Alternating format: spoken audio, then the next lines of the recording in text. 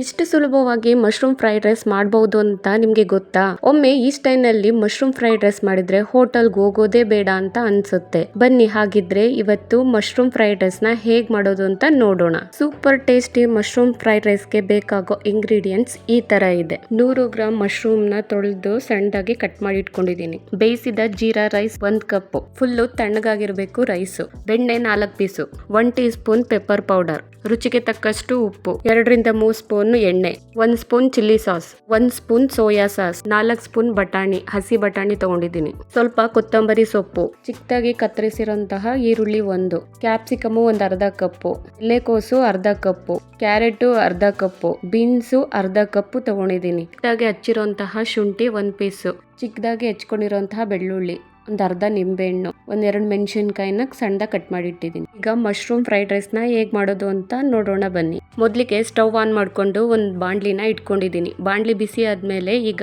ಬೆಣ್ಣೆನ ಸೇರಿಸ್ತಾ ಇದ್ದೀನಿ. ಬೆಣ್ಣೆ ಬೇಡ ಅಂದವರು ಬೇಕಾದ್ರೆ ಆಯಿಲ್ ಅಲ್ಲೇನೆ ಮಾಡ್ಕೊಳ್ಬಹುದು. 2 ಟೇಬಲ್ ಸ್ಪೂನ್ ಆಯಿಲ್ ನ ಸೇರಿಸಿದ್ದೀನಿ. ಬೆಣ್ಣೆ ಕರಗಿದ್ಮೇಲೆ ಎಣ್ಣೆ ಬಿಸಿ ಆದ್ಮೇಲೆ ಈಗ ಮೆಣಸಿನಕಾಯಿನ ಸೇರಿಸ್ಕೊಳ್ತಾ ಇದ್ದೀನಿ. ಹಾಗೆ ಬೆಳ್ಳುಳ್ಳಿನೂ ಸೇರಿಸ್ಕೊಂಡಿದ್ದೀನಿ, ಶುಂಠಿನೂ ಸೇರಿಸ್ಕೊಂಡಿದ್ದೀನಿ. ಚೆನ್ನಾಗಿ ಫ್ರೈ ಮಾಡ್ಕೊಳ್ತಾ ಇದ್ದೀನಿ. ಈಗ ಈರುಳ್ಳಿನ ಸೇರಿಸಿ ಚೆನ್ನಾಗಿ ಫ್ರೈ ಮಾಡ್ಕೊಳ್ತಾ ಇದ್ದೀನಿ. ಈರುಳ್ಳಿ ಬಣ್ಣ ಒಂದ್ ಸ್ವಲ್ಪ ಚೇಂಜ್ ಆದ್ರೆ ಸಾಕು. ಈಗ ಬಟಾಣಿನ ಸೇರಿಸ್ಕೊಂಡಿದ್ದೀನಿ. ಬಟಾಣಿನ ಚೆನ್ನಾಗಿ ಫ್ರೈ ಮಾಡ್ಕೊಂಡ್ಮೇಲೆ ಚಿಕ್ಕದಾಗಿ ಕಟ್ ಮಾಡಿರುವಂತಹ ಬೀನ್ಸ್ ನ ಸೇರಿಸ್ತಾ ಇದ್ದೀನಿ.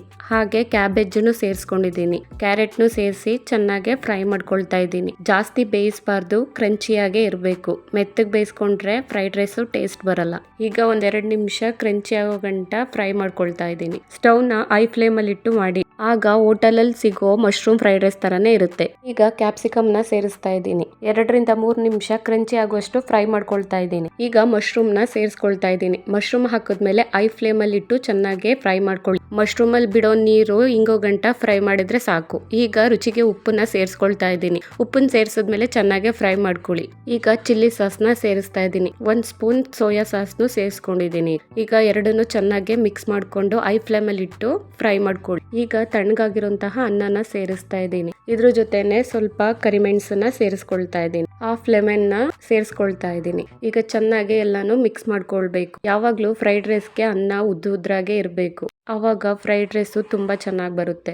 ಈಗ ಸ್ವಲ್ಪ ಕೊತ್ತಂಬರಿ ಸೊಪ್ಪನ್ನ ಸೇರಿಸಿದ್ದೀನಿ. ಈ ಸಮಯದಲ್ಲೇ ಬೇಕಾದ್ರೆ ನೀವು ಸ್ಪ್ರಿಂಗ್ ಆನಿಯನ್ ನ ಸೇರಿಸ್ಕೊಳ್ಬಹುದು. ಚೆನ್ನಾಗಿ ಮಿಕ್ಸ್ ಮಾಡ್ಕೊಂಡ್ರೆ ನಮ್ಮ ಬಿಸಿ ಬಿಸಿಯಾದ hot mushroom fried rice ready ಆಗುತ್ತೆ. ಈಗ ನಮ್ಮ hotel style mushroom rice serve ಮಾಡಲು ರೆಡಿ ಆಗಿದೆ. ಮನೆಯಲ್ಲೇ ಇಷ್ಟು ಪರ್ಫೆಕ್ಟ್ ಮಶ್ರೂಮ್ ಫ್ರೈಡ್ ರೈಸ್. ಈಗ ಸರ್ವ್ ಮಾಡಿ ಎಂಜಾಯ್ ಮಾಡಿ.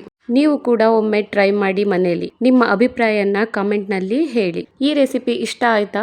ಆದ್ರೆ ಲೈಕ್ ಮಾಡಿ, ಶೇರ್ ಮಾಡಿ, ನನ್ನ ಚಾನೆಲ್ ನ ಸಬ್ಸ್ಕ್ರೈಬ್ ಆಗೋದನ್ನ ಮರಿಬೇಡಿ. ಇನ್ನಷ್ಟು ಸೂಪರ್ ರೆಸಿಪಿಗಳಿಗಾಗಿ ಬೆಲ್ ಐಕಾನ್ ನ ಒತ್ತಿ. ಧನ್ಯವಾದಗಳು.